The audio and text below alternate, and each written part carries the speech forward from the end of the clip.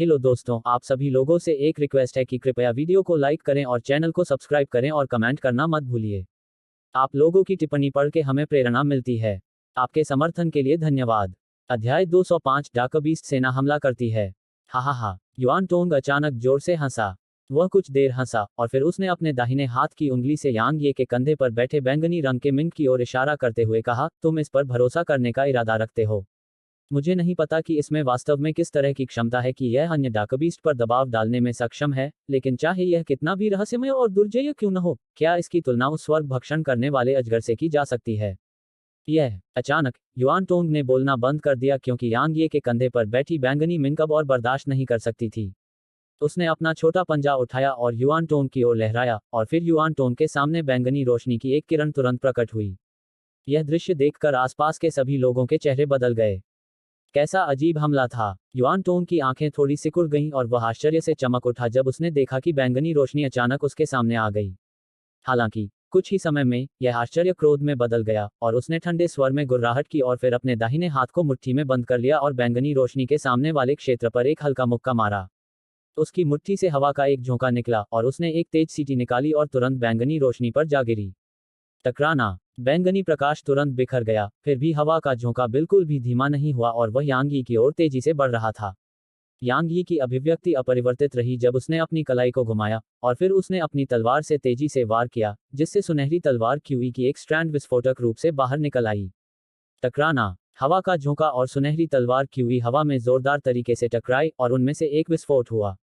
हालांकि युआन टोंग के मुके से बना हवा का झोंका अभी भी गायब नहीं हुआ और यांग ये की ओर बढ़ते हुए इसकी गति बिल्कुल भी धीमी नहीं हुई। यांग ये की अभिव्यक्ति थोड़ी बदल गई। अफवाहों के अनुसार उसने मार्शल इंटेंट और मुट्ठी इंटेंट दोनों को समझ लिया है। लगता है कि अफवाहें सच हैं। अन्यथा मेरी स्वर्णिम गहन ऊर्जा संभवतः उसकी मुट्ठी से आने वाली हवा के इस छोटे झोंके का विरोध करने में असमर्थ कैसे हो सकती है। यांग ये ने वायलेट स्पिरिट को म्यान में रखा और जब झोंका उसके सामने आया तो उसने अचानक अपनी तलवार निकाली और वार किया।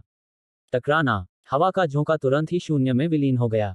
यांग ये ने अचानक अपने दाहिने पैर से जमीन पर जोरदार प्रहार किया और फिर जमीन से आने वाले जवाबी हमले पर भरोसा करके विस्फोटक तरीके से आगे बढ़ा। यांग ये उन लोगों में से नहीं था जो बिना लड़े मार खाना पसंद करते थे। उन्हें पहल करना और खुद पर हमला करना ज्यादा पसंद था। तुम मौत को दावत दे रहे हो। जब उसने देखा कि यांग ये ने वाकई लड़ने की हिम्मत की है, तो युआन टोंग के मुंह के कोनों पर तिरस्कार की लकीरें उभर आईं और उसने धीरे से अपना दाहिना हाथ एक बार फिर से कस लिया। उसने कहा, चूंकि तुम मरना चाहती हो, तो मैं तुम्हारी इच्छा पूरी करूंगा। जैसे ही उन्होंने बोलना समाप्त किया, उन्होंने अपना दाहिना हाथ क्षैतिज रूप से आगे बढ़ाया, फिर उसे वापस ले लिया और फिर एक क्षण के मौन के बाद उन्होंने अचानक हमला कर दिया। टकराना। हवा के फटने की आवाज आसपास के वातावरण में गूंज उठी। जहां भी उसकी मुट्ठी गुजरी, हवा तुरंत टुकड़ों में बिखर गई और बीच हवा में उसकी मुट्ठी के कई सफेद रंग के निशान दिखाई दिए और यह असाधारण रूप से चौंकाने वाला था। यांग ये की अभिव्यक्ति तब बदल गई जब उसने यह दृश्य देखा और मुक्का के भीतर भयानक आभा को महसूस किया। हालांकि उसके पास अब चकमा देने का समय नहीं था, न ही उसके पास अपना हमला बदलने का समय था। इसलिए वह केवल वायलेट स्पिरिट का उपयोग करके इसका सामना कर सकता था। टकराना। जैसे ही वे टकराए, वायलेट स्पिरिट तुरंत एक चौंकाने वाली डिग्री तक मुड़ गया, जबकि यांग ये सीधे इस पंच के भीतर बल द्वारा उड़ गया। इस बार वह पहले से भी अधिक दूर उड़ गया और वह 100 मीटर से अधिक दूर उड़ गया। बहुत कमजोर। युआन टोंग ने अपना सिर हिलाया और यांग ये को देखा जो उड़ते हुए उड़ गया था। ठीक उसी समय जब वह एक और चाल चलने वाला था और यांग ये को खत्म करने वाला था, उसे अचानक कुछ नजर आया और वह तेजी से घूमा और क्लाउडफॉल गॉज के सामने खड़ी पर्वत चोटी की ओर देखा। सिर्फ युआन टोंग ही नहीं, बल्कि सभी अन्य महानुभाव जिनके पास असाधारण शक्तियां थीं, उन्होंने भी उस शिखर की ओर देखा था। जहां तक यांग यी का सवाल है, उसे सीधे तौर पर नजरअंदाज कर दिया गया था। गर्जन। जब उन सभी ने ऊपर देखा, तो अचानक पहाड़ से कई जोरदार दहाड़ें गूंजने लगीं। उसके बाद उस पर कई विशालकाय आकृतियां दिखाई दीं। उसी समय आकाश अचानक धुंधला हो गया और सभी प्रकार के उड़ते हुए डाकबीस्ट का घना विस्तार उनके ऊपर दिखाई दिया। कुछ ही सांसों के समय में दूर का पहाड़ सभी प्रकार के विशाल डाकबीस्ट से भर गया और उनके द्वारा बनाए गए घने विस्तार के आधार पर उनकी संख्या मानव दीपोफल से भी अधिक थी। विशेष रूप से मध्य हवा में उड़ने वाले विभिन्न डाकबीस्ट, उन्होंने मानव दीपोफल्स पर दबाव की एक अदृश्य भावना भी डाली, जिससे उनमें से असंख्य युद्ध शुरू होने से पहले ही भयभीत हो गए। युआन टोंग ने जब यह दृश्य देखा तो उसके हाव भाव थोड़े बदल गए और फिर उसे लगा कि उसने कुछ सोचा है, जिससे वह अचानक पीछे मुड़ गया और उस दिशा की ओर देखने लगा जिस ओर यांग ये को उड़ाया गया था। हालांकि वह स्थान अब पूरी तरह से खाली था और यांग ये बहुत पहले ही जा चुका था। वास्तव में वह यांग यी के कब्जे में रहस्यमय डार्क बीस्ट्स की ताकत से अवगत था। आखिरकार 100 से अधिक मनुष्यों ने वायलेट मिंक द्वारा अपने दबाव का उपयोग करके मेटलिटर चींटी झुंड को डराने के दृश्य को देखा था। भले ही वे सभी मनुष्य ग्रैंड किन साम्राज्य के सदस्य थे, लेकिन ओरिजिन स्कूल के पास जो ताकत थी उससे उनसे कुछ जानकारी प्राप्त करना मुश्किल नहीं था। बहुत सारी जांच के बाद ओरिजिन स्कूल ने आखिरकार यांग ये पर अपनी नजरें गड़ा दी। हालांकि यांग ये को पकड़ने के लिए बहुत देर हो चुकी थी क्योंकि वह शाही राजधानी में पहुंच चुका था। इसके अलावा यांग ये तालिस्मन मास्टर एसोसिएशन का एक अर्थ तालिस्मन मास्टर भी बन गया था। इस तथ्य के साथ कि यांग ये लिन शान का शिष्य भी था, वह स्पिरिट रियल्म विशेषज्ञ जो छाया से यांग ये का पीछा कर रहा था, वह यांग ये को जिंदा पकड़ने का प्रयास ही छोड़ सकता था। आखिरकार इंपीरियल कैपिटल में हुई किसी घटना को टेलिस्मैन मास्टर एसोसिएशन से छिपाना ओरिजिन स्कूल के लिए बेहद मुश्किल था। इसलिए जब yuan Tong ascension mountain range में आया तो उसका एक और उद्देश्य था, और वह था यांग ये की तलाश करना। अगर यह संभव था तो यांग ये को ओरिजिन स्कूल में भर्ती करना स्वाभाविक रूप से सबसे अच्छा था, लेकिन अगर यह संभव नहीं था तो वह केवल बल का उपयोग कर सकता था। डार्क बीस्ट को नियंत्रित करने की क्षमता। यहां तक ओरिजिन स्कूल भी इससे मोहित हुए बिना नहीं रह सका। युआन टोंग ने गहरी सांस ली और फिर पीछे मुड़कर युआन ये को देखा जो उसके बगल में खड़ा था। तुम उसके पीछे जाओ। मैंने पहले उसकी ताकत की जांच की थी और वह तुम्हारी ताकत से कमजोर है। हालांकि तुम्हें सावधान रहना चाहिए और उसके कंधे पर उस बैंगनी मिंक से सावधान रहना चाहिए। याद रखना, अगर तुम उसे पा लेते हो तो पहले उसे अपंग बना दो। वह बच्चा घमंडी और अहंकारी है, इसलिए उसे अब ओरिजिन स्कूल में शामिल करना असंभव है। युआन ये ने सिर हिलाया और फिर उसका चेहरा चमक उठा और वहीं गायब हो गया। युआन ये के गायब हो जाने के बाद युआन टोंग ने पीछे मुड़कर मानवीय गहराई में छिपे लोगों की ओर देखा और कहा, क्या तुम सब डरे हुए हो?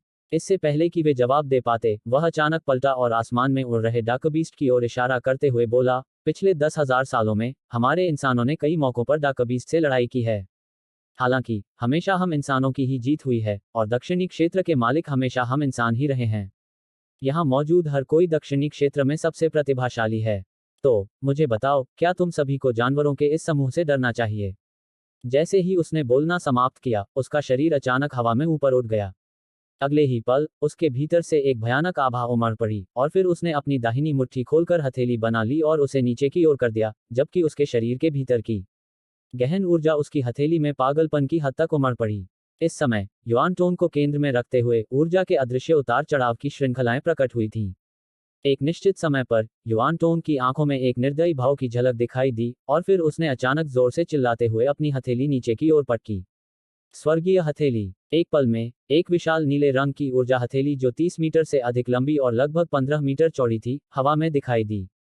ऊर्जापाल ने एक भयानक आभा धारण की जिसने सभी की रीढ़ की हड्डी में सिहरन पैदा कर दी, क्योंकि यह मध्य हवा में उड़ते हुए डार्क बीस्ट्स के घने विस्तार की ओर विस्फोटक रूप से उछला।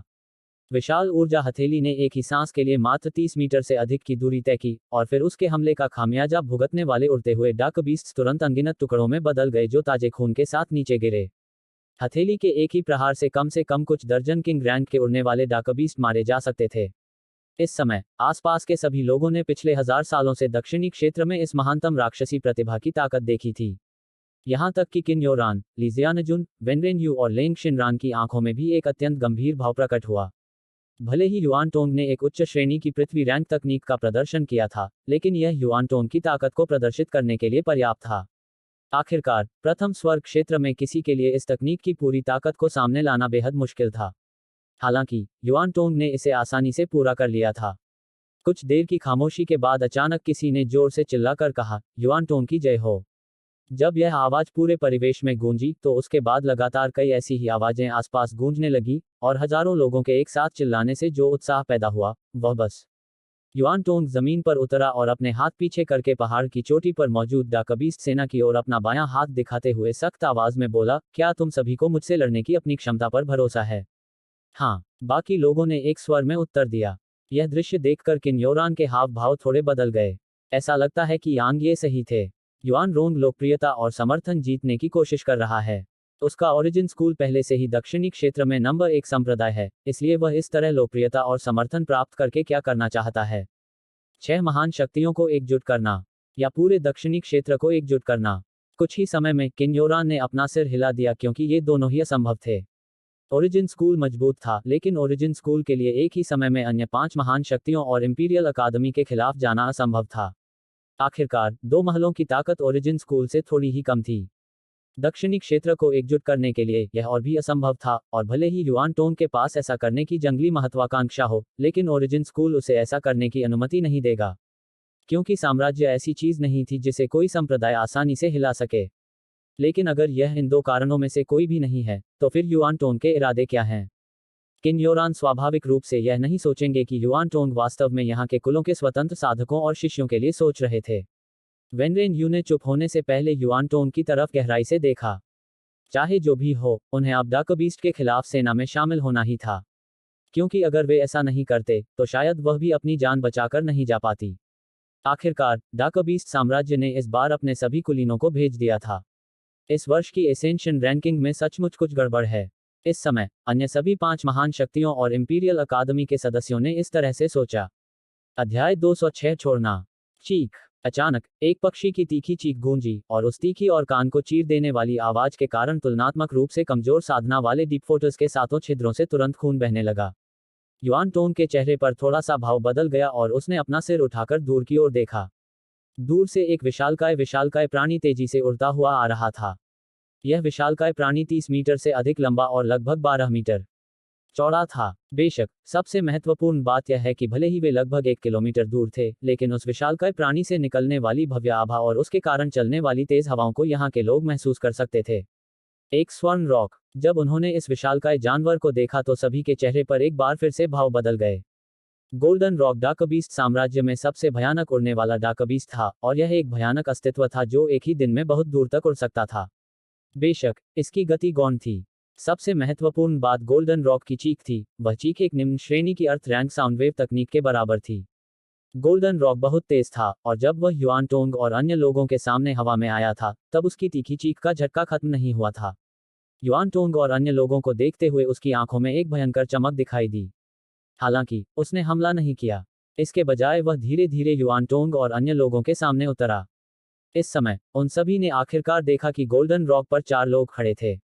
सबसे आगे वाला व्यक्ति लगभग 20 वर्ष की आयु का एक युवक था। वह सुंदर था। उसने एक शानदार लबादा पहना हुआ था, और उसके हाथ में एक सफेद पंखा था, जिससे वह बेहद सुंदर और सुरुचिपूर्ण लग रहा था। बैंगनी रंग की पोशाक पहने एक युवक आलीशान पोशाक पहने युवक के बाईं ओर खड़ा था।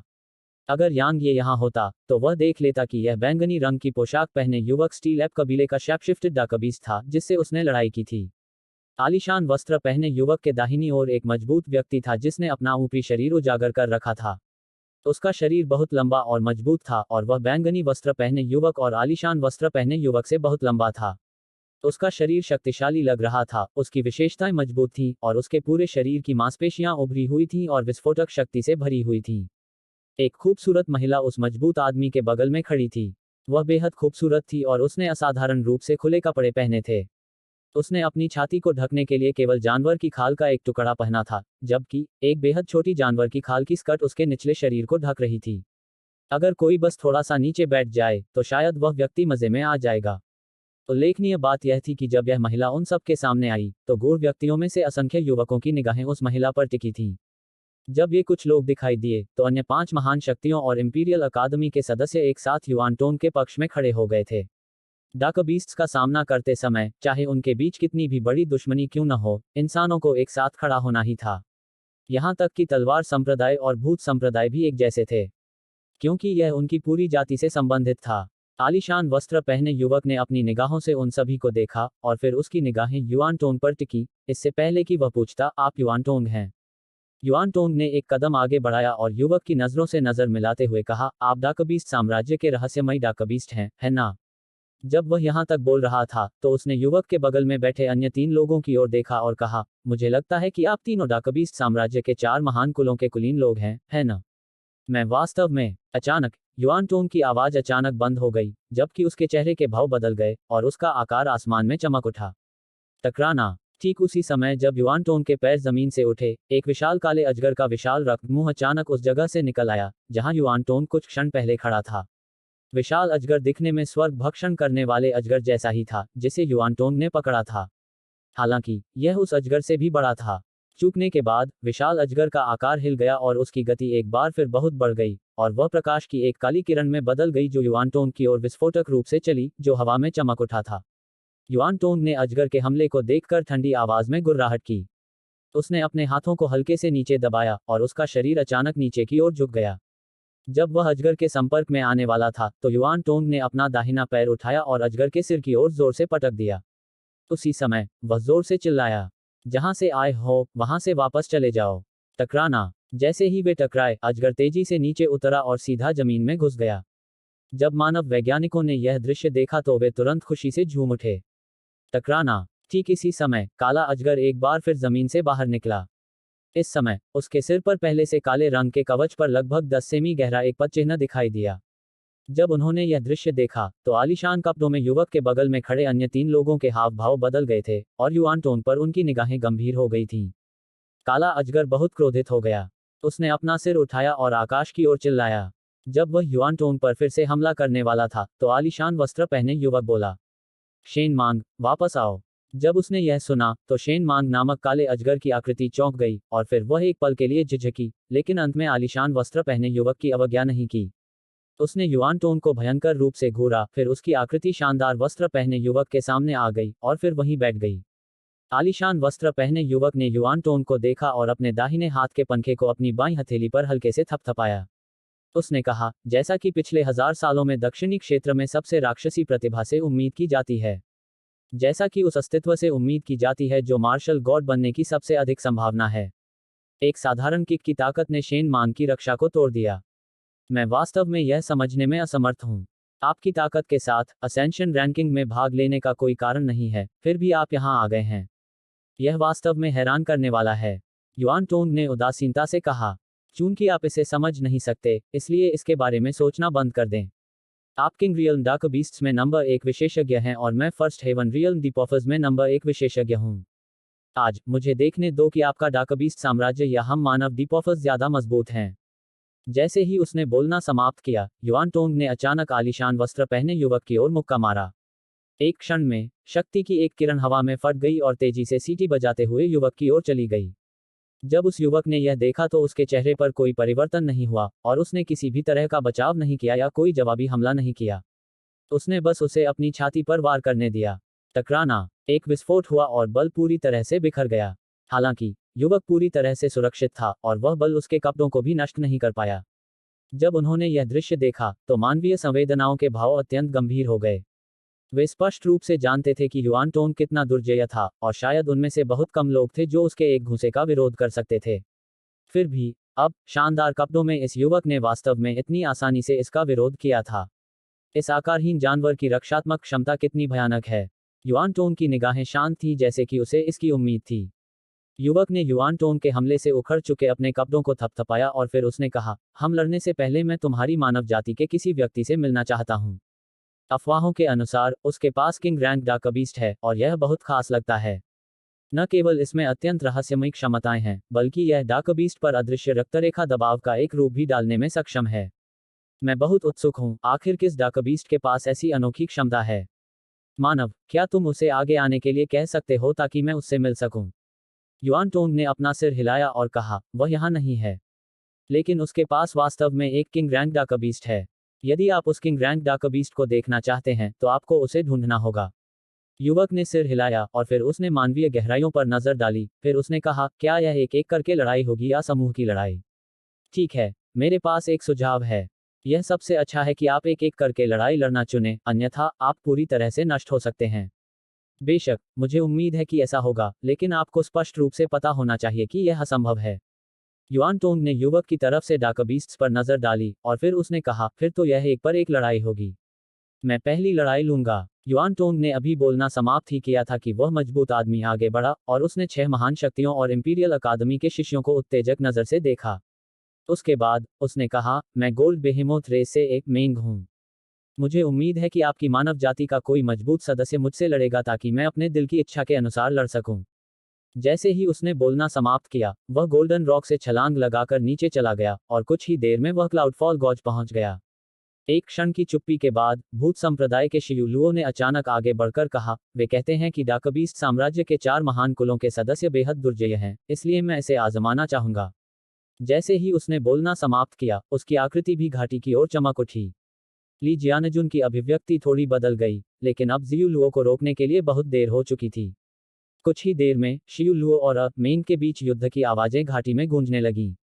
Dot dot dot dot dot dot dot. इस समय यांग ये पहले ही 50 किलोमीटर दूर दिखाई दे चुका था। कहने की जरूरत नहीं है कि युआन टोंग वाकई बहुत शक्तिशाली था, लेकिन यांग ये को एक ही मुक्का मारकर खत्म करने की युआन टोंग की कोशिश को सिर्फ बहुत ही भोलापन ही कहा जा सकता है। यांग ये ने युआन टोंग से मौत तक लड़ने का विकल्प नहीं चुना था, क्योंकि उस समय ऐसा करना उचित नहीं था। चाहे वह जीते या हारे, उसे आसपास के सभी लोगों के संयुक्त हमलों का सामना करना पड़ेगा।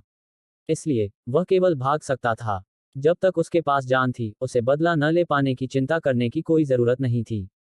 क्या उसके लिए यह बेहतर नहीं होगा कि वह स्थिति का फायदा उठाए, जब दोनों मानव डिपोफर्स और डाकबीस्ट्स इस हद तक लड़ चुके थे कि दोनों पक्षों को भारी नुकसान उठाना पड़ा था।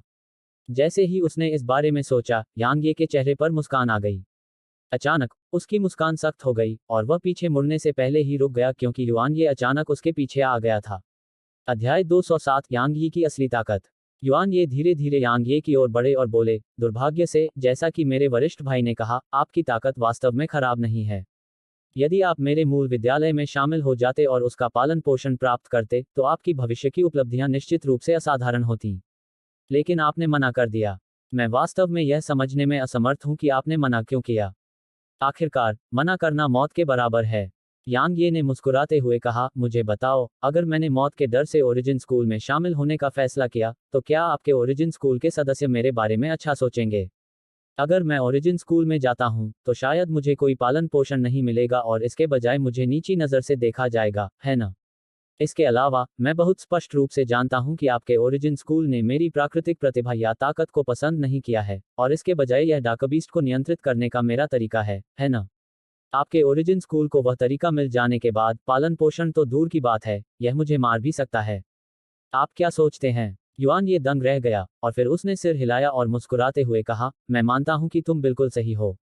अगर तुम वाकई ऐसी परिस्थितियों में ओरिजिन स्कूल में शामिल हुए होते, तो बाकी सब तो क्या, मैं भी तुम्हें नीची नज़र से देखता।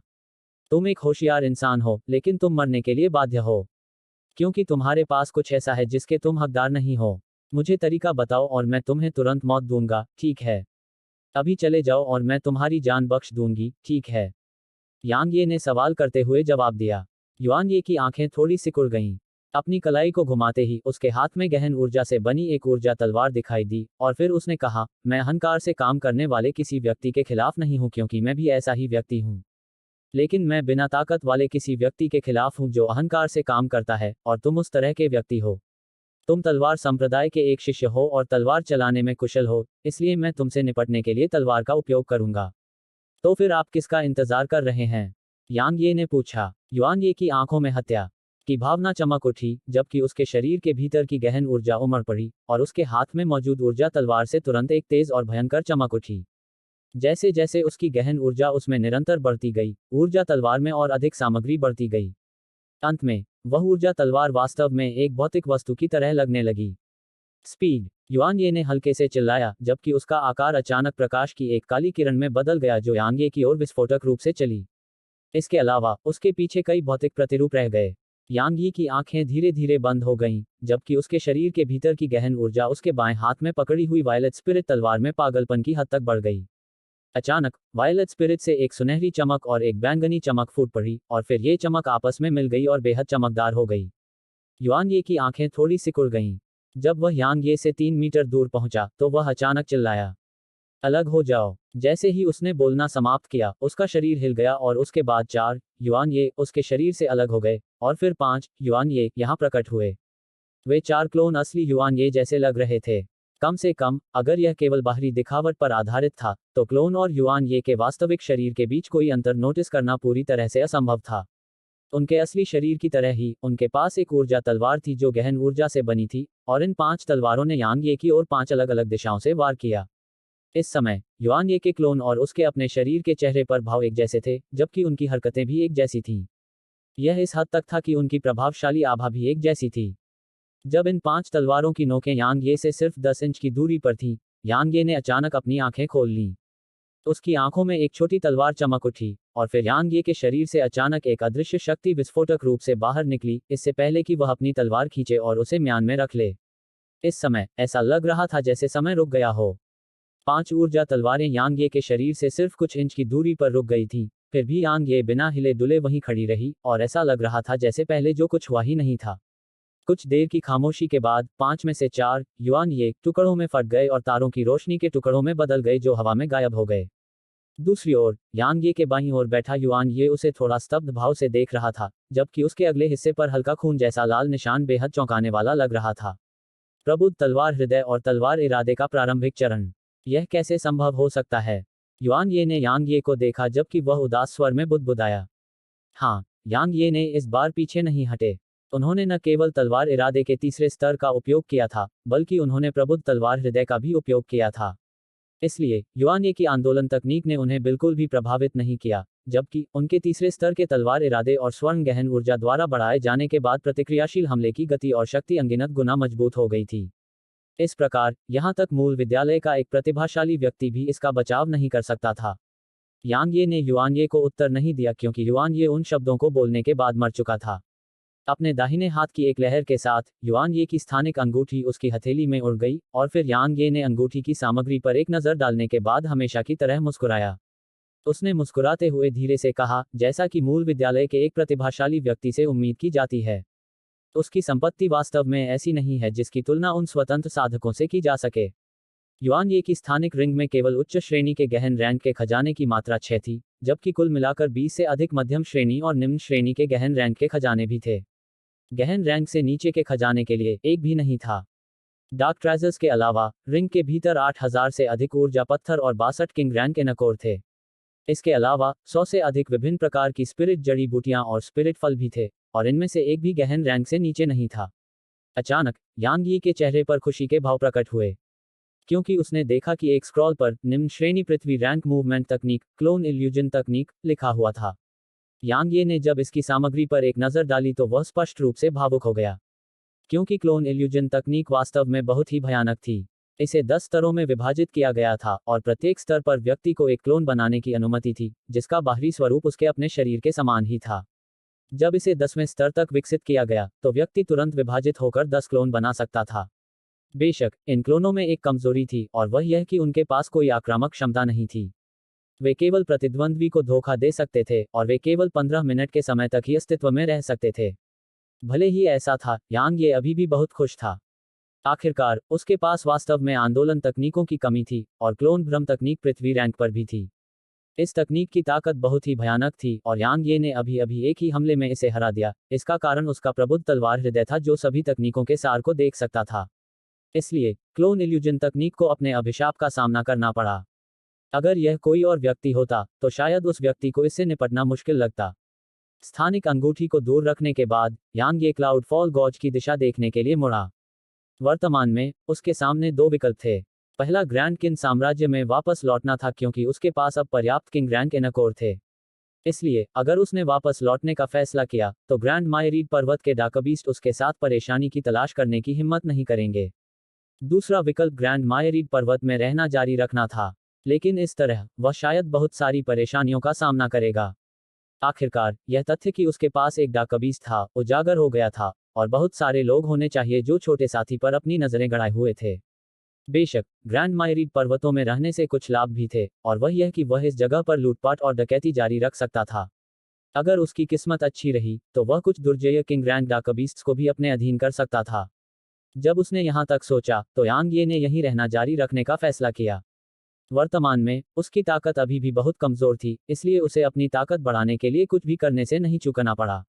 अन्यथा फूल महल जैसे विशालकाय के खिलाफ जाना सिर्फ एक मजाक होगा।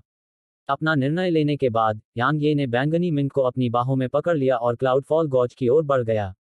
इस समय क्लाउड फॉल गॉज निश्चित रूप से युद्ध के मैदान में बदल गया था, क्योंकि मनुष्य और डाकबीस्ट दोनों निश्चित रूप से हाथ नहीं मिलाएंगे और दोस्त नहीं बनेंगे।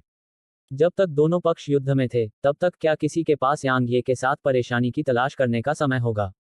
अब केवल वह ही उनके साथ परेशानी की तलाश करेगा। ... असेंशन माउंटेन रेंज से 500 किलोमीटर दूर एक पर्वत शिखर पर किंग यूनजी, जो एक विशाल चट्टान पर पैर फैलाकर बैठा था, उसने अचानक अपनी आंखें खोली और उसने वहां मौजूद सभी लोगों को अपनी नजरों से देखा और फिर कहा, युआन ये मर चुका है। यह सुनते ही सबके चेहरे पर कुछ भाव बदल गए। युआन ये ओरिजिन स्कूल की युवा पीढ़ी में तीसरे स्थान पर था, तो उसे असेंशन माउंटेन रेंज में मारने की क्षमता किसके पास थी? शायद किन योरान, वेनरेन यू और लेंग शिनरान ऐसा कर सकते थे, लेकिन फिर भी इसे हासिल करना बेहद मुश्किल था। आखिरकार युआन ये की ताकत के साथ, भले ही वह उनके खिलाफ जाने में असमर्थ था, फिर भी अगर वह भाग गया तो किन योरान भी उसके खिलाफ असहाय होगा। फिर भी युआन ये नष्ट हो गया था। कुछ ही देर में सभी ने एक साल ठू को देखा। एक साल ठू ने ठंडी हंसी में कहा, किंग यूनजी, क्या ऐसा हो सकता है कि तुम्हारे मूल विद्यालय के सदस्य मर नहीं सकते? चूंकि उसने असेंशन रैंकिंग में भाग लेने की हिम्मत की है, तो तुम्हें उसकी मौत के लिए मानसिक रूप से तैयार रहना चाहिए। किंग यूनजी ने अपना सिर घुमाकर एक साल ठू को ठंडी नजर से देखा और फिर वह असेंशन माउंटेन रेंज की दिशा में मुड़ गया, जबकि उसकी आंखों में चिंता की एक झलक उभरी। भले ही युआन ये की मौत से थोड़ा दुख हुआ हो, लेकिन बस इतना ही। हालांकि अगर युआन टोंग की मृत्यु हुई तो यह सिर्फ दर्दनाक नहीं था, क्योंकि ओरिजिन स्कूल भी इस तरह के नुकसान को सहन नहीं कर सकता था। उसे शुरू में युआन टोंग पर पूरा भरोसा था, लेकिन अब युआन ये की मौत के साथ उसका यह भरोसा डगमगाने लगा था, क्योंकि एक साल ठू शुरू से ही बहुत शांत और संयमित रहा था। भले ही युआन टोंग जैसी राक्षसी प्रतिभा इंसान की तरफ से आई हो, लेकिन एक साल ठू अभी भी बहुत शांत और संयमित रहा था। इसलिए अगर एक साल ठू बहुत बेपरवाह और लापरवाह नहीं था, तो एक साल ठू के पास एक तुरुप का पत्ता था। जाहिर है यह बाद वाला था। जब उसने यहां तक सोचा तो किंग यूनजी की आंखों में एक सुनहरी चमक चमक उठी। चाहे कुछ भी हो, वह युआन टोंग को असेंशन माउंटेन रेंज पर मरने नहीं देगा, भले ही उसे असेंशन रैंकिंग के नियम तोड़ने पड़ें।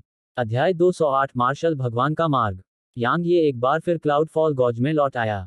चूंकि वह छोटा सा साथी बहुत ज्यादा ध्यान आकर्षित कर रहा था, इसलिए उसने बैंगनी मिंट को अपने वोटेक्स डेंटियन में छिपा दिया था। छाया में छिपते समय यांग ये की अभिव्यक्ति तब बदल गई जब उसने क्लाउड फॉल गॉज के भीतर की स्थिति देखी। इस समय क्लाउड फॉल गॉज लाशों के घने विस्तार से ढका हुआ था। इन लाशों में डार्क बीस्ट भी थे, लेकिन इससे भी ज्यादा लाशें इंसानों की थीं। बिना किसी अपवाद के सभी डार्क बीस्ट को चीरकर उनके अंदरूनी हिस्से निकाल दिए गए थे, जबकि मानव कॉफीटर्स के सिर काट दिए गए थे। इस बार यांग यी को यह देखने वाला माना जा सकता है कि असेंशन रैंकिंग कितनी क्रूर थी। बेशक उसे उन मृत डार्क बीस्ट या मनुष्यों की परवाह नहीं थी, और यह मनुष्यों के लिए विशेष रूप से इसलिए था क्योंकि वे उसे कुछ समय पहले ही मरवाना चाहते थे। लड़ाई रात तक जारी रही और फिर भोर होने तक खींचती चली गई। जमीन पर पड़े मानव शवों की संख्या बढ़ती ही जा रही थी। दूसरी ओर भले ही बड़ी संख्या में डार्क बीस्ट भी मारे गए थे, क्योंकि डार्क बीस्ट की संख्या शुरू से ही बहुत ज्यादा थी, लेकिन जो थोड़े बहुत डार्क बीस्ट मारे गए थे, वे डार्क बीस्ट की सेना को बिल्कुल भी प्रभावित नहीं कर पाए। जब उसने घाटी में एक मानव को एक डार्क बीस्ट के साथ गहन लड़ाई करते देखा, तो युआन टोंग के पास खड़े किन योरान ने धीमी आवाज में कहा, युआन टोंग, इसे जारी रहने की अनुमति नहीं दी जा सकती, अन्यथा हमारी मानव जाति के प्रमुख डार्क बीस्ट द्वारा पूरी तरह से नष्ट कर दिए जाएंगे। युआन टोंग ने अपने पीछे घटते हुए मानवीय साधकों के समूह पर नजर डाली और फिर उसकी आंखों में एक ठंडी चमक चमक उठी।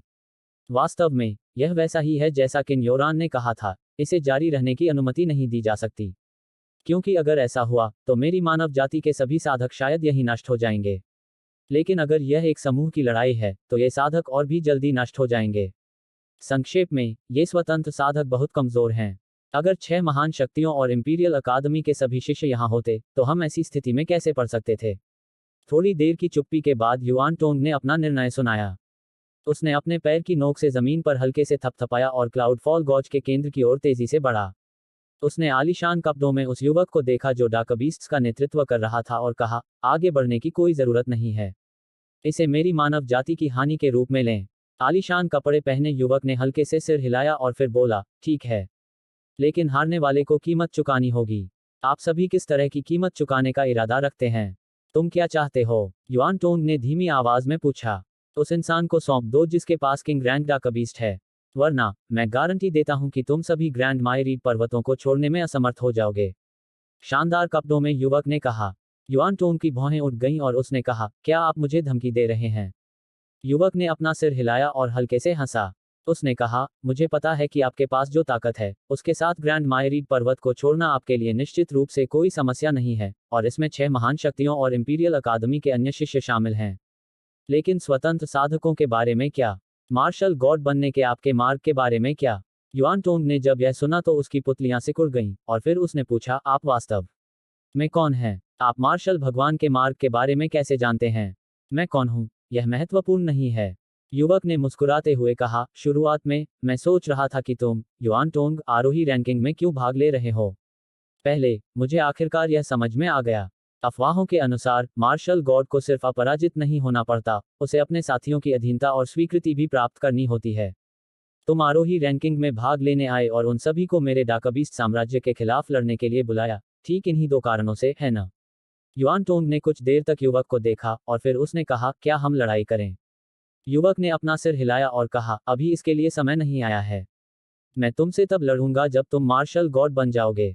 मार्शल गॉड के साथ लड़ाई वह ज्यादा सार्थक होगी, क्या तुम्हें नहीं लगता? युआन टोंग ने कहा, मुझे उम्मीद है कि समय आने पर आप मुझे निराश नहीं करेंगे। युवक ने मुस्कुराते हुए कहा, मैं नहीं करूंगा।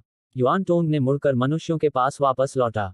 जैसे ही उसने 40,000 से कम बचे हुए मनुष्यों को देखा, उसने गहरी आवाज में कहा, डाकबीस्ट साम्राज्य के डाकबीस्ट्स के एकजुट होने का कारण यह है कि वे एक राजा रैंक डाकबीस्ट की तलाश कर रहे हैं, और यह वही है जो तलवार संप्रदाय के शिष्य यांग ये के पास है।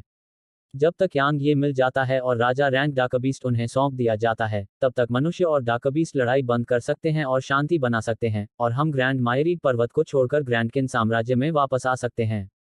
युआन टोंग की आवाज सुनकर आसपास के लोगों ने तुरंत राहत की सांस ली। डाकबीस्ट के साथ आमने सामने की लड़ाई लड़ना निस्संदेह उनके लिए अनुचित था, क्योंकि डाकबीस्ट की ताकत हमेशा एक ही खेती के दायरे के मनुष्यों से बेहतर थी। इसलिए अगर ये लड़ाई जारी रही तो उन विशेष रूप से शीर्ष दर के डीपॉफर्स के अलावा व्यवहारिक रूप से सभी अन्य डीपॉफर्स यहां नष्ट हो जाएंगे। लेकिन अब जब तक वे यांग ली और उस राजा रैंक डाकबीस्ट को सौंप देते हैं, तब तक वे ग्रैंडकिन साम्राज्य में वापस आ सकते हैं, और एक बार जब वे ऐसा करते हैं तो केवल गौरव और अवसर ही उनकी प्रतीक्षा कर रहे होंगे। जब उन्होंने यहां तक सोचा तो वे सभी अपना धैर्य बनाए रखने में असमर्थ थे।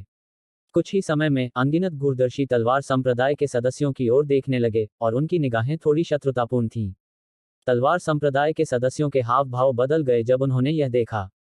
सीटू रोन को बहुत गुस्सा आया और वह मुरोंग याओ को घूरने लगा, फिर गुस्से से बोला, तुम अभी भी यांग की रक्षा करने की कोशिश कर रहे थे। देखो, उसने हमारे तलवार संप्रदाय को सभी का निशाना बना दिया। वह सिर्फ आपदा का स्रोत है, आपदा और दुर्भाग्य का एक बड़ा स्रोत जो मेरे तलवार संप्रदाय के लिए दुश्मन बनाता है। मुरोंग याओ की आंखें थोड़ी सिकुड़ गईं, जबकि उनके भीतर एक ठंडी चमक चमक उठी। हालांकि उसने कुछ नहीं कहा, क्योंकि वह मौजूदा स्थिति को बदलने या नियंत्रित करने में असमर्थ थी। सीटू रोंग ने एक कदम आगे बढ़ाया और फिर जोर से कहा, हर कोई, मैं, सीटू रोंग, यहीं और अभी घोषणा करता हूं कि मेरा तलवार संप्रदाय यांग ये से बिल्कुल भी संबंधित नहीं है। यदि आप सभी उसका सामना करते हैं और वह उस राजा रैंक डाकबीस्ट को सौंपने के लिए तैयार नहीं है, तो उसके खिलाफ कोई भी कदम उठाने के लिए स्वतंत्र महसूस करें। मेरा तलवार संप्रदाय उसका बदला बिल्कुल नहीं लेगा। युआन टोंग ने सीटू रोंग की ओर देखा और फिर उसने कहा, तलवार संप्रदाय की युवा पीढ़ी के सबसे उत्कृष्ट शिष्य से जैसी उम्मीद थी, भाई सीटू को स्पष्ट रूप से पता है कि क्या करना सही है। लेकिन अगर भाई सीटू का सामना यांग ये से होता है, तो मुझे उम्मीद है कि भाई सीटू उसे जाने नहीं देंगे, क्योंकि वह आपके संप्रदाय का शिष्य है। आखिरकार यह अनगिनत लोगों के जीवन से जुड़ा हुआ है। अगर मेरा सामना यांग ये से हुआ, तो मैं निश्चित रूप से पीछे नहीं हटूंगा। सीटू रोंग ने जल्दी से अपना रुख स्पष्ट कर दिया, और वह दृढ़ स्वर में बोला। तलवार संप्रदाय के अन्य शिष्य जो उसके पीछे खड़े थे, उन्होंने भी जल्दी से अपना रुख स्पष्ट कर दिया था। अच्छा, युआन टोंग ने हल्के से सिर हिलाया और फिर उसने सभी को देखा और कहा, 5 के समूह बनाएं और पूरे पर्वत श्रृंखला में यांग ये की तलाश करें। उस किंग रैंक डाकबीस्ट से सावधान रहना याद रखें। अगर कोई यांग ये को ढूंढने और उसे जिंदा पकड़ने या उस किंग रैंक डाकबीस्ट को वापस लाने में सक्षम है, तो मेरी ओर से उसे 100 किंग रैंक इनकोर इनाम में मिलेंगे। इसके अलावा मैं उस व्यक्ति को ओरिजिन स्कूल के बाहरी कोर्ट शिष्य के रूप में स्थान दूंगा। यह सुनकर वे सभी अपना संयम बनाए रखने में असमर्थ थे। 100 राजा रैंक इनकोर और मूल विद्यालय के बाहरी न्यायालय के शिष्य बनने का अवसर, यह एक असाधारण अवसर था। कुछ ही समय में वे सभी जल्दी से कई छोटे समूहों का गठन किया और आसपास के क्षेत्र की ओर तितर बितर हो गए। उन्हें जाते हुए देखने के बाद युआन टोंग ने अन्य 5 महान शक्तियों और इंपीरियल अकादमी के सदस्यों को देखा। उसने कहा, सब लोग, यह मामला हमारे दक्षिणी क्षेत्र के अनगिनत प्रतिभाशाली लोगों के जीवन से जुड़ा हुआ है। आप सभी लोग चुपचाप खड़े होकर कुछ नहीं करेंगे, है ना? किन योरान ने व्यंग्य करते हुए कहा, युआन टोंग, मुझे नहीं पता कि तुमने यह सब क्यों किया, लेकिन मैं तुम्हें बताना चाहता हूं कि मैं तुम्हारे साथ जाने से इनकार करता हूं। हम प्रतियोगिता के दूसरे दौर के दौरान फिर मिलेंगे। जैसे ही उसने बोलना समाप्त किया, किन योरान ने इंपीरियल अकादमी के सदस्यों को दूर ले गया। वह स्वाभाविक रूप से ग्रैंड मायरीड पर्वत के डाकबीस्ट से नहीं डरता, क्योंकि जब तक वह सावधानी से चलता रहेगा तब तक वे डाकबीस्ट उसे कैसे रोक सकते हैं। किन्योरान के जाते ही स्नो पैलेस की लेंग शिनरान ने भी अपना रुख स्पष्ट कर दिया। उसने कुछ नहीं कहा और उसने स्नो पैलेस के सदस्यों को दूसरी दिशा में ले जाया। जाहिर है, उसने भी इस मामले में भाग लेने से इनकार कर दिया। जब उसने इंपीरियल अकादमी और स्नो पैलेस के सदस्यों को जाते देखा तो युआन टोंग की आंखों में एक ठंडी रोशनी चमक उठी, और फिर उसने भूत संप्रदाय और फूल महल की ओर देखते हुए कहा, तुम दोनों का क्या तुम भी चले जाओगे? भूत संप्रदाय के लिए शियानजुन ने ठंडे स्वर में कहा, बेशक। मेरा छोटा भाई शियू लुओ युद्ध में मारा गया और भूत संप्रदाय से केवल मैं ही बचा हूं। मुझे स्वाभाविक रूप से अपने जीवन का अच्छे से ख्याल रखना होगा। जैसे ही उसने बोलना समाप्त किया, वह पलटा और चला गया। वेनरेन यू ने युआन टोंग की ओर देखा और फिर उसने कहा, युआन टोंग, तुमने दो गलतियां की। पहली यह कि तुमने अपने कनिष्ठ भाई को अकेले यांग ये का पीछा करने के लिए भेजा। दूसरी यह कि तुमने उन स्वतंत्र साधकों को 5-5 के समूह बनाने के लिए कहा। अगर मैं तुम्हारी जगह होती तो मैं उनसे 10-10 के समूह बनाने के लिए कहती। जैसे ही उसने बोलना समाप्त किया, वह फूल महल के सदस्यों को दूर ले गई। युआन टोंग ने थोड़ा सा मुंह सिकोड़ा। उसका क्या मतलब था? क्या यह हो सकता है कि तलवार संप्रदाय के उस शिष्य यांग ये की ताकत बहुत भयानक है? कुछ ही देर में युआन टोंग ने अपना सिर हिला दिया। जो आदमी मेरे एक घूंसे का भी सामना नहीं कर सका, वह कितना ताकतवर हो सकता है? युआन टोंग ने सीटू रोंग की ओर देखा और कहा, यांग ये तलवार संप्रदाय का शिष्य है, इसलिए भाई सीटू बेकार नहीं खड़ा रहेगा, है ना?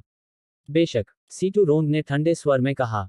एक आंतरिक दरबारी शिष्य के रूप में, मैं, सीटू रोंग, स्वाभाविक रूप से अपने तलवार संप्रदाय को ऐसे शिष्य से मुक्त करने का कर्तव्य रखता हूं। क्या मजाक है? सीटू रोंग यांग ये को तलवार संप्रदाय में वापस कैसे आने दे सकता है? जब उसने अभी अभी यांग ये और किन्योरान के बीच लड़ाई देखी तो उसने पहले ही तय कर लिया था कि वह यांग ये को तलवार संप्रदाय में वापस नहीं आने देगा, क्योंकि यांग ये की क्षमता और ताकत वाकई बहुत भयानक थी और भविष्य में यांग ये के लिए सीटू रोंग उससे आगे निकल जाना बिल्कुल भी मुश्किल नहीं था। तो अगर उन्होंने यांग ये को अब नहीं हटाया तो फिर कब? युआन टोंग मुस्कुराया और फिर उसने ब्राइट मून संप्रदाय के काले वस्त्र पहने युवक की ओर देखा, जिसे हर कोई लगातार अनदेखा कर रहा था। उसने कहा, ब्राइट मून संप्रदाय के बारे में क्या? काले वस्त्र पहने युवक ने मुस्कुराते हुए कहा, भाई युआन, मजाक करना बंद करो। ब्राइट मून संप्रदाय से सिर्फ मैं ही बचा हूं। अगर मैं मर गया तो इस बार मेरा ब्राइट मून संप्रदाय सचमुच बदनाम हो जाएगा। इसके अलावा मेरी ताकत यांग ये से कम है। यह तो बताने की जरूरत नहीं कि उसके साथ एक किंग ग्रैंड डाकबीस्ट भी है। इसलिए उसे ढूंढना मेरे लिए मौत को दावत देने जैसा होगा। इसलिए मैंने ग्रैंड किन साम्राज्य में वापस जाने का फैसला किया है। मुझे उम्मीद है कि हर कोई थोड़ी समझदारी दिखाएगा। युआन टोंग मुस्कुराया और कहा, मैं समझता हूं। ठीक उसी तरह असेंशन रैंकिंग में भाग लेने वाले डिपॉफ्टर्स ने डाकबीस्ट्स को मारना बंद कर दिया था और उन्होंने इसके बजाय यांग ये की खोज शुरू कर दी थी। अध्याय 209 शीघ्र विनाश। भीड़ के बीच छिपे यांग ये ने एक ठंडी मुस्कान बिखेरी। वे मेरा शिकार करने जा रहे हैं। इस बार मैं उन्हें बिना किसी रोक टोक के लूट सकता हूं। यांग ये की आकृति चमकी और वहीं गायब हो गई। जब उसने अनगिनत मानव दल को तितर बितर होते देखा तो आलीशान वस्त्र पहने युवक के बगल में खड़ा बैंगनी वस्त्रधारी युवक बोला, लुओ जू, क्या हम सचमुच उन सभी को जाने देंगे अगर वे वास्तव में उस मानव और रहस्यमयी छोटे साथी को वापस ले आएं?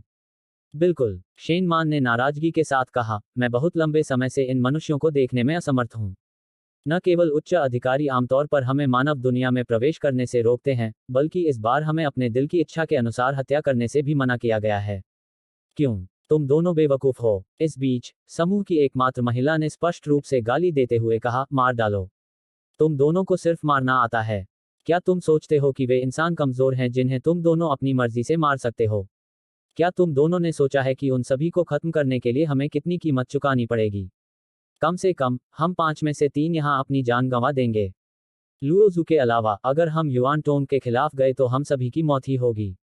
शानदार कपड़ों में समूह का नेतृत्व करने वाले युवक लुओ जू ने उस दिशा की ओर देखा जिस ओर मानव डिपॉफस चले गए थे और फिर उसने धीमी आवाज में कहा, अगर यह संभव है तो मैं इन सभी मानव डिपॉफस को मारने के लिए एक निश्चित कीमत चुकाने को तैयार हूं। हालांकि यह असंभव है, क्योंकि हमारा दुश्मन और भी ज्यादा शक्तिशाली है। यही कारण है कि मनुष्य और हमारे डाकबीस्ट कभी युद्ध में नहीं गए। एक और भी शक्तिशाली दुश्मन? बैंगनी वस्त्र पहने युवक ने यह प्रश्न पूछते हुए भौहें सिकोड़ लीं। लुओ जू ने अपना सिर हिलाया और फिर उसने बैंगनी वस्त्र पहने युवक को देखा और कहा, जीजू, उस रहस्यमय बैंगनी रंग के छोटे साथी का रक्त दबाव वास्तव में आपको दबाने में सक्षम था। जब उसने लुओजू को बैंगनी रंग के छोटे से साथी का जिक्र करते सुना, तो बैंगनी रंग के कपड़े पहने ज़िशियाओ नामक युवक ने एक गंभीर भाव प्रकट किया, और फिर उसने सिर हिलाया और कहा, इसकी वंशावली स्काईहॉल डेमन वुल्फ कबीले की वंशावली से अलग है। उनके कबीले की वंशावली पहले से ही पतली है, और यह हमें ज्यादा प्रभावित करने में असमर्थ है। हालांकि, इसकी वंशावली का दबाव मुझे दबाने और नियंत्रित करने में भी सक्षम है। इसके अलावा, यह शायद अभी भी एक शावक है, फिर भी इसने शावक के रूप में राजा का पद प्राप्त कर लिया है। यह कुछ ऐसा है जो हमारे ग्रैंड मायरीड पहाड़ों में कभी नहीं हुआ है। जब उन्होंने ज़िक्शियू को सुना, तो लुओजू सहित अन्य सभी ने गंभीर भाव प्रकट किए। शेन मान को इस पर यकीन नहीं हुआ और उसने कहा, एक किंग ग्रैंड डाकबीस्ट जो एक शावक है। क्या आपको यकीन है कि आप गलत नहीं थे? आखिरकार, डाकबीस्ट की उन्नति बेहद धीमी है, और शावक होने के बावजूद किंग दायरे में आगे बढ़ना पूरी तरह से असंभव है, भले ही स्वर्ग रैंक स्पिरिट जड़ी बूटियों का उपयोग किया गया हो। ज़िक्शियू ने अपना सिर हिलाया और कहा, यह वास्तव में एक शावक है। इसके रक्त संबंधी दबाव के अलावा, इसके हमले भी बेहद रहस्यमय और भयानक हैं। शायद आप सभी मेरी बात पर यकीन न करें, लेकिन मैं इससे लड़ने के बजाय लुओजू से लड़ना पसंद करूंगा। क्योंकि मैं इसके साथ लड़ाई में व्यावहारिक रूप से केवल पिटाई ही झेल सकता हूं। क्योंकि यह सच में टेलीपोर्ट करने में सक्षम है, और यहां तक कि इसके हमले भी सीधे अंतरिक्ष से टेलीपोर्ट होते हैं। क्या इसके हमले भी अंतरिक्ष में टेलीपोर्ट होते हैं? लुओजू के हाव भाव थोड़े बदल गए, और उसने कहा, ऐसा इसलिए नहीं है क्योंकि इसकी गति बहुत तेज थी, और क्या यह वास्तव में अंतरिक्ष में टेलीपोर्टेशन था? ज़िक्शियू ने सिर हिलाया और कहा, यह सच्चा टेलीपोर्टेशन था, और इसके हमले भी बहुत भयानक थे। लुओजू ने दूर की ओर देखा और फिर धीमी आवाज में कहा, चूंकि यह हमारी डाकबीस्ट रेस का सदस्य है और यह इतना दुर्जय और रहस्यमय डाकबीस्ट है, तो इसने एक इंसान के साथ रहना क्यों चुना है? ज़िक्शियू ने अपना सिर हिलाया, और फिर उसने धीमी आवाज में कहा, यही तो मैं भी समझ नहीं पा रहा हूँ। लुओजू, उस छोटे से साथी को बिल्कुल भी इंसानों के हाथों में नहीं पड़ने दिया जाना चाहिए। अन्यथा, यह निश्चित रूप से हमारे ग्रैंड मायरीड पर्वतों के लिए एक आपदा होगी। मैं बिल्कुल भी अतिशयोक्ति नहीं कर रहा हूं जब मैं कहता हूं कि हम में से केवल कुछ ही इसके रक्तरेखा दबाव का थोड़ा विरोध कर पाएंगे, जबकि स्पिरिट रैंक से नीचे के सभी अन्य डाकबीस्ट इसके सामने खड़े होने पर केवल वध होने का इंतजार कर सकते हैं। आप सभी को मेटलिटर चींटियों के इससे भयभीत होने के बारे में सुनना चाहिए था, है ना? इसके सामने संख्याएं पूरी तरह से अर्थहीन हैं। जब उसने यह बात कही, तो ज़िक्शियू के चेहरे पर बहुत ही गंभीर भाव थे, जैसे उसने कहा, इसके अलावा, यह अभी भी एक शावक है। अगर यह बड़ा हो गया, तो जरा सोचिए कि यह कितना भयानक होगा। चलो इसे खत्म कर दें, महिला ने सुझाव दिया। नहीं, ज़िक्शियू ने तुरंत आपत्ति जताई और कहा, सबसे पहले, इसका हमारे प्रति कोई बुरा इरादा नहीं है, डाकबीस्ट। दूसरे, इस रहस्यमय डाकबीस्ट का कबीला निश्चित रूप से कमजोर नहीं होगा। अगर हम इसके खिलाफ कोई कदम उठाते हैं और इसके कबीले को नाराज करते हैं, तो इससे हमारे डाकबीस्ट साम्राज्य में आंतरिक कलह पैदा होने की बहुत संभावना होगी। क्या इससे अंत में इंसानों को फायदा नहीं होगा? लुओशियू ने हल्के से सिर हिलाया और कहा, चूंकि इसका रक्तरेखा दबाव आपको प्रभावित कर सकता है, ज़िशियू, तो इसका मतलब है कि इसके कबीले के पूर्वजों में से एक संत रैंक डाकबीस्ट निश्चित रूप से उभरा है। भले ही यह गिरावट में आ गया हो, लेकिन एक कबीला जिसके पास अतीत में संत रैंक डाकबीस्ट था, वह बिल्कुल भी कमजोर नहीं होगा। अगर हम इसे मार देते हैं, तो यह बहुत संभावना है कि यह रहस्यमय कबीला एकांत से उभरेगा और हमारे डाकबीस्ट साम्राज्य के भीतर अराजकता पैदा करेगा। चूंकि हम इसे मार नहीं सकते, तो हमें क्या करना चाहिए? महिला ने भौहें सिकोड़ लीं। चलो देखते हैं कि क्या हम इसे अपने डाकबीस्ट साम्राज्य में वापस ला सकते हैं, ज़िक्शियू ने कहा। लुओजू ने अचानक पूछा, जिस इंसान का यह पीछा कर रहा है उसकी ताकत कैसी है? उसे, ज़िक्शियू ने धीमी आवाज में कहा, मुझे उसकी सटीक ताकत का पता नहीं है। मैं सिर्फ इतना जानता हूं कि उसने तलवार की मंशा को समझ लिया है, और उसकी शारीरिक शक्ति और बचाव हमारे ग्रैंड मायरीड पहाड़ों में एक राजा रैंक डाकबीस्ट से कम नहीं है। तलवार का इरादा? लुओजू थोड़ा हैरान हुआ और बोला, इसके अलावा उसकी शारीरिक शक्ति और रक्षा राजा रैंक डाकबीस्ट से कम नहीं है। क्या वह एक बॉडी रिफाइनर है? ज़िक्शियू ने अपना सिर हिलाया और कहा, मुझे नहीं पता। मैंने उसके साथ सिर्फ कुछ वार किए हैं। वैसे भी, उसकी ताकत कमजोर नहीं है क्योंकि उसकी तलवार मेरी सुरक्षा को भेद सकती है। तुम्हारी सुरक्षा भी भेद दी गई? शेन मांग ने आश्चर्य से कहा। उसे स्पष्ट रूप से पता था कि ज़िक्शियू की सुरक्षा उसकी सुरक्षा से कहीं ज्यादा मजबूत थी। ज़िक्शियू ने सिर हिलाया और कहा, इसके अलावा, मुझे लगा कि उसने अपनी पूरी ताकत का इस्तेमाल ही नहीं किया है। बेशक, सबसे महत्वपूर्ण कारक रहस्यमय छोटे साथी का रवैया है। उसका उसके साथ बहुत अच्छा रिश्ता है, और यह एक बहुत ही अंतरंग रिश्ता है। मैं वास्तव में यह समझने में असमर्थ हूं कि एक डाकबीस्ट एक इंसान के साथ इतना अंतरंग क्यों होगा। लुओजू ने अपना सिर हिलाया और फिर उसने कहा, हमारे सभी भाइयों से उस छोटे से साथी को खोजने के लिए कहो। उनसे कहो कि जब वे उसे और उस इंसान को पालें तो जल्दबाजी न करें और फिर मुझे रिपोर्ट करें। मैं इस रहस्यमयी छोटे साथी से मिलना चाहता हूँ। लुओजू के साथ मौजूद अन्य लोगों ने जब यह सुना तो वे तुरंत पीछे मुड़े और चले गए।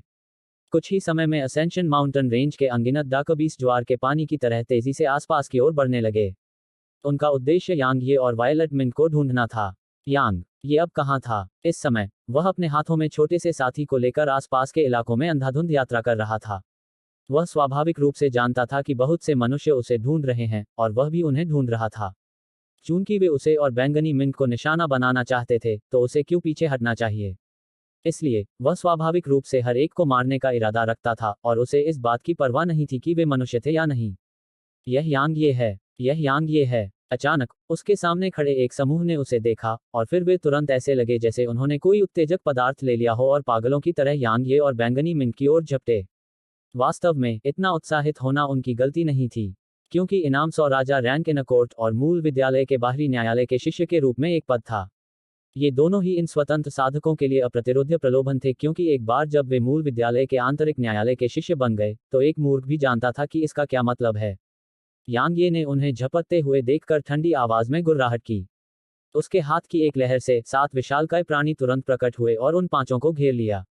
7 राजा रैंक डाकबीस्ट अचानक प्रकट हुए, जिससे उनमें से 5 स्तब्ध रह गए और उनके दिमाग तुरंत भ्रमित हो गए। क्या हो रहा है? कुछ ही समय में कुछ अपेक्षाकृत बुद्धिमान लोगों ने देखा कि स्थिति गड़बड़ थी और वे भागना चाहते थे। क्या मजाक है? वे 7 राजा रैंक डाकबीस्ट थे। वे ऐसी ताकत के खिलाफ कैसे जा सकते थे? जब उसने उन पांचों को देखा तो उसकी आंखों में हत्या की भावना चमक उठी और उसने बिना किसी हिचकिचाहट के कहा, उन सभी को मार डालो। यांग ये नर्म दिल वाला व्यक्ति नहीं था। भले ही मुख्य अपराधी ओरिजिन स्कूल का युआन टोंग था, लेकिन यह एक तथ्य था कि ये लोग उसे और वायलट मिंट को निशाना बनाना चाहते थे। इसलिए वह स्वाभाविक रूप से कोई दया नहीं दिखाएगा। जैसे ही यांग ये ने बात की, वे 7 किंग रैंक डाकबीस्ट तुरंत उन पांचों की ओर झपटे। डाकबीस्ट की ताकत हमेशा इंसानों से बेहतर रही है और इस तथ्य के साथ कि वे संख्या में कम थे, वे 5 डीपॉफर इन डाकबीस्ट का मुकाबला कैसे कर सकते थे? उनके पास भागने का मौका भी नहीं था। कुछ ही समय में 5 लाशें जमीन पर दिखाई दीं। जब उसने उनके स्थानिक छल्ले एकत्र किए तो बैंगनी मिंट ने अपना छोटा पंजा लहराया और वे 7 राजा रैंक डाकबीस्ट तुरंत यांग यी के भंवर डेंटियन में प्रवेश कर गए। यांग यी की आकृति दूसरी दिशा की ओर चमक उठी। जैसा कि पहले कहा गया था, इस दुनिया में कुछ भी सही या गलत नहीं है। अगर आपकी ताकत बहुत बड़ी है तो आप सही हैं, अगर आपकी ताकत कमजोर है तो आप सही होते हुए भी गलत होंगे। अध्याय 210 खजाना। एक दिन बाद यांग यी ने लगातार 10 से ज्यादा समूहों को मार डाला और उनसे कुल 100 से ज्यादा किंग रैंक इनकोर प्राप्त किए। उसके पास मौजूद इनकोर के साथ अब उसके पास लगभग 200 थे। इन इनकोर के अलावा उसके पास लगभग 30 से ज्यादा प्रोफाउंड रैंक तकनीकें और खजाने थे। ऊर्जा पत्थरों के मामले में उसने 10,000 से ज्यादा प्राप्त किए थे। केवल एक ही दिन में यांग ये ने पर्याप्त लाभ प्राप्त कर लिया था।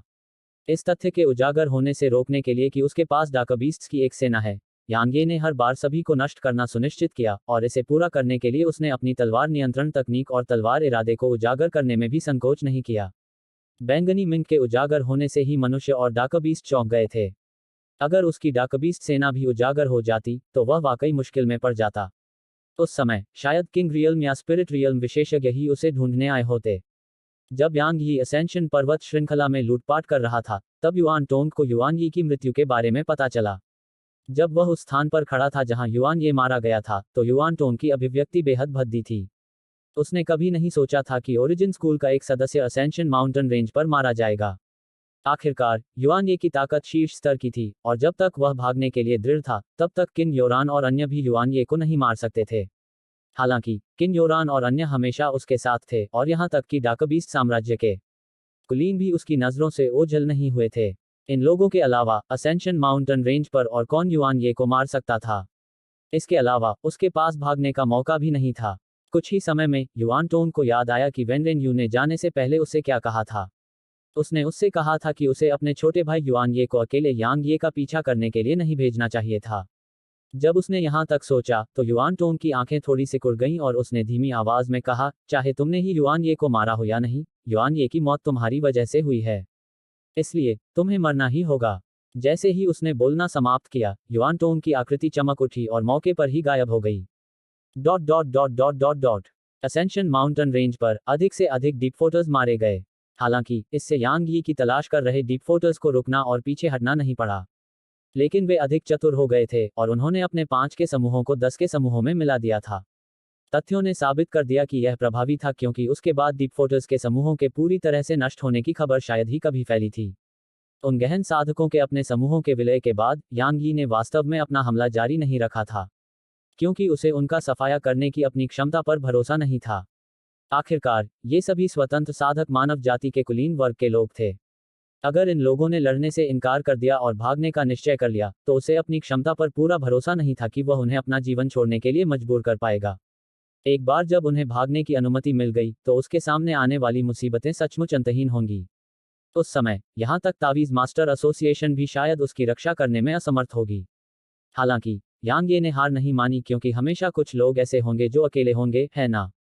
यांग ये घने जंगल में एक फुर्तीला बंदर की तरह था और वह पेड़ों के बीच लगातार घूमता रहता था। बैंगनी मिंक उसके सामने टिमटिमा रहा था। हर बार जब यांग ये उसे पकड़ता था तो वह टिमटिमाता था और फिर वह सीधे 10 मीटर दूर दिखाई देता था। उसके बाद वह पीछे मुड़ता, यांग ये को देखता और अपने छोटे पंजे हिलाता, जैसे कि वह यांग ये को आगे बढ़ने के लिए कह रहा हो। यह एक ऐसा खेल था जो बैंगनी मिंक को सबसे ज्यादा पसंद था। बेशक यांग ये को यह पसंद नहीं था। क्या मजाक है, वह संभवतः उस छोटे से साथी को कैसे पकड़ सकता था। हालांकि उसके पास बैंगनी मिंक का पीछा करने के अलावा कोई विकल्प नहीं था। आखिरकार जब वह छोटा सा साथी गुस्से में होता था तो वह बहुत भयानक होता था और वह नहीं चाहता था कि उसके कान को तकलीफ हो। अचानक बैंगनी मिंक रुक गया और फिर वह यांग यी के पास आ गया। यांग ये ने छोटे बच्चे का सिर सहलाते हुए पूछा, यह क्या है। बैंगनी मिंक ने पलकें झपकाईं और फिर दूर की ओर इशारा किया। वहां कोई है, यांग ये ने पूछा। उसने अपना सिर हिलाया और फिर दूर की ओर इशारा किया। इस बार उसकी आंखों में उत्साह की झलक दिखी। इस बार यांग ये समझ गया कि वहां जरूर कोई खजाना है, क्योंकि छोटा सा लड़का तभी ऐसा व्यवहार करेगा जब उसे कोई खजाना मिलेगा। दूसरी ओर छोटा लड़का जो भी खजाना समझता था, वह एक सच्चा खजाना था। इसलिए यांग ये ने भी अपनी आंखों में एक उत्साहित भाव प्रकट किया। यांग ये ने बैंगनी मिंक को अपनी बाहों में लेने में संकोच नहीं किया और फिर उसकी आकृति उस दिशा की ओर चमक उठी जिस ओर उसने अभी इशारा किया था। यांग ये ने छोटे लड़के के निर्देशों के अनुसार यात्रा की और एक चट्टान पर पहुंच गया। चट्टान इतनी नीचे थी कि वह उसका तल नहीं देख सकता था। इसके अलावा वहां सफेद धुंध तैर रही थी, जिससे वह बहुत रहस्यमय लग रहा था। बैंगनी मिंक ने अपना पंजा नीचे की ओर उठाया और ऐसा लगा जैसे वह यांगी को नीचे जाने के लिए कह रहा हो। यांग ये ने चट्टान से नीचे उतरने में कोई हिचकिचाहट नहीं दिखाई। जैसे ही वह किनारे से नीचे उतरा, बैंगनी रोशनी की एक किरण ने उसे घेर लिया और फिर उसके नीचे उतरने की गति तुरंत धीमी हो गई। बैंगनी रंग की चमक से पहले बैंगनी रंग की मिंक उसके कंधे पर उतरी और फिर उसने अपना सिर यांग ये के चेहरे पर रगड़ा। जाहिर है उसे यह पसंद आया कि यांग ये को उस पर इतना भरोसा है। यांग ये ने भी अपने चेहरे से बैंगनी मिंक का सिर सहलाया। इस दुनिया में 3 ऐसे थे जिन पर वह पूरी तरह भरोसा कर सकता था। पहली 2 उसकी माँ और छोटी बहन थी और आखिरी उसके कंधे पर बैठा यह छोटा सा बच्चा था। वह उन पर पूरी तरह भरोसा कर सकता था, क्योंकि वे उसे बिल्कुल भी नुकसान नहीं पहुंचाएंगे। जैसे ही उसने अपने कंधे पर बैठे छोटे से साथी को देखा, यांग ये की आंखों में चिंता की एक किरण उभरी। बैंगनी मिंक की उत्पत्ति बहुत रहस्यमय थी और यह इतनी रहस्यमय थी कि डाकबीस्ट साम्राज्य के डाकबीस्ट भी इसकी उत्पत्ति के बारे में नहीं जानते थे। वह बहुत चिंतित था कि बैंगनी मिंक एक दिन उसे छोड़कर चला जाएगा। कुछ ही देर में यांग यी की आंखों में चिंता एक दृढ़ अभिव्यक्ति में बदल गई। उसने तय कर लिया था कि चाहे कुछ भी हो जाए, जब तक कि बैंगनी मिंक खुद जाने को तैयार न हो, अन्यथा वह उस छोटे से साथी को अपने पास से जाने नहीं देगा। ताकत, जब तक मेरे पास ताकत है तब तक अगर मैं आसमान में छेद भी कर दूं तो कौन आपत्ति करेगा। थोड़ी देर में यांग ये ने महसूस किया कि उसके पैर जमीन पर छू रहे हैं और वह अपने होश में वापस आया और अपनी आंखें खोलीं। उसके बाद जब उसने आसपास का नज़ारा देखा तो यांग ये की अभिव्यक्ति बदल गई, क्योंकि एक घुंघराले दाढ़ी वाला मजबूत आदमी जिसका ऊपरी शरीर पूरी तरह से खुला हुआ था, कुछ ही दूरी पर एक महिला से भिड़ रहा था। वह मजबूत आदमी को नहीं पहचान पाया, लेकिन उसने महिला को पहचान लिया। वह कोई और नहीं बल्कि स्नो पैलेस की लेंग शिनरान थी। उनके आसपास की जमीन अस्त व्यस्त थी, खास तौर पर लेंग शिनरान के आसपास का लगभग 30 मीटर का क्षेत्र जो पूरी तरह बर्फ से सफेद था, और उस क्षेत्र में सब कुछ बर्फ में जम गया था। कुछ ही देर में यांग ये की नज़र लेंग शिनरान के दाहिने हाथ पर पड़ी, क्योंकि उसने देखा कि उसके हाथ में काले बालों का एक धागा था जो इतना महीन था कि उसे देख पाना लगभग असंभव था।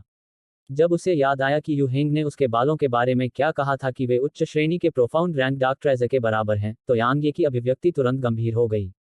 यहाँ स्थिति बहुत स्पष्ट थी। जाहिर है वे दोनों युद्ध में थे और यांग ये गलत समय पर पहुंच गया था। जब यांग ये यहाँ दिखाई दी तो मजबूत आदमी और लेंग शिनरान दोनों ने यांग ये की ओर अपनी नजरें घुमाईं। या अधिक सटीक रूप से कहें तो मजबूत आदमी ने यांग ये के कंधे पर बैंगनी मिंग को देखा, जबकि लेंग शिनरान ने यांग ये की ओर देखा और फिर उसने भी बैंगनी मिंग पर अपनी नजरें घुमाईं। बैंगनी मिंग ने उन दोनों की अनदेखी की। उसने अपना छोटा पंजा उठाया और 10 मीटर से ज्यादा ऊंचे एक बड़े पेड़ की ओर इशारा किया जो मजबूत आदमी से लगभग 70 मीटर पीछे था। यांग ये ने छोटे साथी के पंजे से देखा और देखा कि बड़े पेड़ पर 6 मुट्ठी के आकार के शुद्ध सफेद फल पक गए थे। जाहिर है ये फल वो खजाने थे जिनमें छोटे साथी ने दिलचस्पी दिखाई थी। जब उसने यांग ये को निश्चल देखा तो वह थोड़ा अधीर दिखाई दिया और उसने जोर से यांग ये के सिर पर थपथपाया, मानो वह यांग ये से कह रहा हो कि जल्दी करो। यांग ये के मुंह के कोने फड़क उठे और फिर उसने अपनी आंखें उस छोटे लड़के पर घुमाईं। इस छोटे लड़के ने उन दोनों की पूरी तरह से अवहेलना की है और बस अपनी मर्जी से काम करना चाहता है। चूंकि तुम भी एक डाका बीस्ट हो तो फिर तुम एक इंसान के साथ क्यों हो? ठीक इसी समय मजबूत आदमी ने बैंगनी मिंग को देखा और गहरी आवाज में बोला। बैंगनी मिंग ने पलकें झपकाईं। उसने अपने छोटे पंजे को मजबूत आदमी के पीछे बड़े पेड़ की ओर इशारा किया और फिर उसने यांग ये और खुद की ओर इशारा किया। जाहिर है वह मजबूत आदमी से कह रहा था कि वह यांग ये को वे फल दे दे और उसने। मजबूत आदमी की पलकें फड़क उठीं और उसने धीमी आवाज में कहा, वे मेरे हैं। छोटे से आदमी की आंखें सिकुड़ गईं और फिर उसने अपना छोटा सा पंजा उठाया और उसे हिलाया। बैंगनी रोशनी की एक किरण अंतरिक्ष में फैल गई और तुरंत उस मजबूत आदमी के सामने आ गई। जब उसे बैंगनी मिंग के हमले का एहसास हुआ तो यांग ये ने खुद ही अपना सिर हिला दिया। इतने लंबे समय तक मेरे साथ रहने के बाद यह छोटा सा साथी मेरे चरित्र से कमोबेश प्रभावित हो गया है। आखिरकार यांग ये उनमें से एक था जिसने बातचीत विफल होते ही हमला कर दिया। जब उन्होंने यह दृश्य देखा तो लेंग शिनरान और मजबूत आदमी दोनों के हाव भाव बदल गए। खास तौर पर मजबूत आदमी। जाहिर है उसने कभी उम्मीद नहीं की थी कि यह छोटा किंग ग्रैंड डाकबीस्ट वास्तव में उसके खिलाफ हमला करेगा। इसके अलावा यह हमला इतना अजीब और रहस्यमय था। हेलो दोस्तों, आप सभी लोगों से एक रिक्वेस्ट है कि कृपया MP स्टोरी बॉय चैनल को सब्सक्राइब करें और वीडियो को लाइक करें। कमेंट करना मत भूलिए। धन्यवाद।